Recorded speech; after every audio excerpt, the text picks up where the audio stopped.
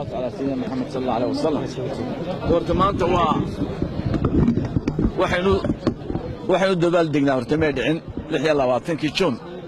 wixii ka dambeeyay wadii ka ogaa heesii la tirinayay waxa fiicnaayeen la tiriyo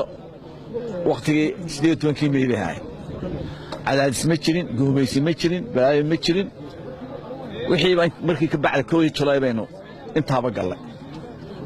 waxa weeye dalkani dal jiru ahaa si qalada ayeen u tagnay oo laga fiirsan wixii hawliyada loo dhiibay dhibaato lagu socday waa ogeeyeen laakiin waxa nasiib darro ah inaan weli dadka qaarkood dadka Soomaaliya jooga ana weli dhowdhowdo adur dhicin maanta waxaan maqlayay yakan si qaladka ku yimid ina farmaajo oo leh Soomaali ma kala qoqobi karaan koox yar marka Soomaaliland koox yar way qiyaan oo ka aragtida doonaysa aqliga aynu doonayna inay dadkooda hagaajistaan wa aqliga ay nagu sheegayaan koox yar buu yahay ma kala qoqobi karaan waxa kale nasiib daraa magacyadu wixii jiray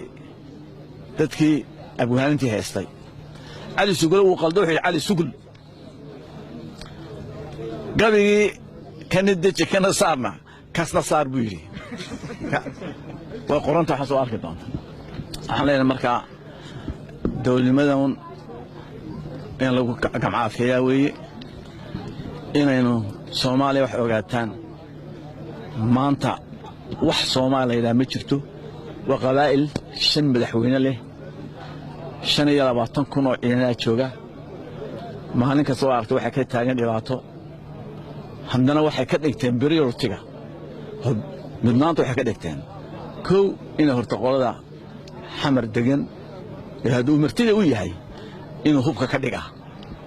hubka rigis buu ku bilaabay laba in Soomaaliland undermine kareeya ayuu ka dhigay waxa inta inagu dheer waa kan wasiirka ila joogay BBC-da iyo Voice of America walaaleena ku wada maanta wad maqaseen Voice of America ciyaalayda la saana jooga ay su'aalo weydiinayaan farmaashaha noolaada Soomaali waa isku mid waa deliberate baa noo sameeyay propaganda war baan ku socdaa waynu arrintaana aynu ka midownaa waa kan wasiirkana aan dacwad ka qornaa wasaaradda arrimaha dibadda hoos timaada fiyoeedu ambassadorka inoo imanaya wayna warqad wadajir ka qornaa inay bahashan ay noqdaan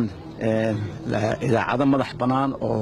oo dadka u simanaya inay noqoto propaganda machine Soomaaliland lagu propagandeynayo taasna waynu arsameynaa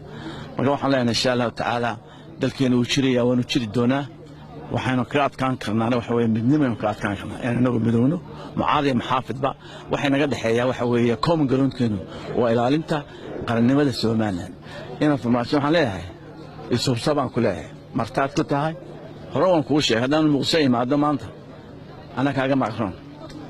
ama magan kuma joogo karo ayadu magan bad ku joogtaa waxaad ku joogtaa xididnimaad ku joogtaa ayna baad ku qabtaa waxaad nilayar baad tahay xishood baan ku leeyahay Soomaalilandna ma garanaysid ma yaqaan afkaranayno marka waxa la afka taada hagaajiso tan anaga gacanta ku hayna leenahay ilaahay waxaan ka baneeyay Soomaalida dhibaato ka qaadaman leenahay laakiin Soomaaliland iska dhaaf baan leenahay kii hore wuxuu la caadifad baa keentay kana ma aqliyaysanayaan marka waxaan leenahay aynu degtoonaano waxaanu socdo qorshe xun baan ugu socdaa oo la inoo tashaday marka wax iska celina insha Allah taala assalamu alaykum wa rahmatullahi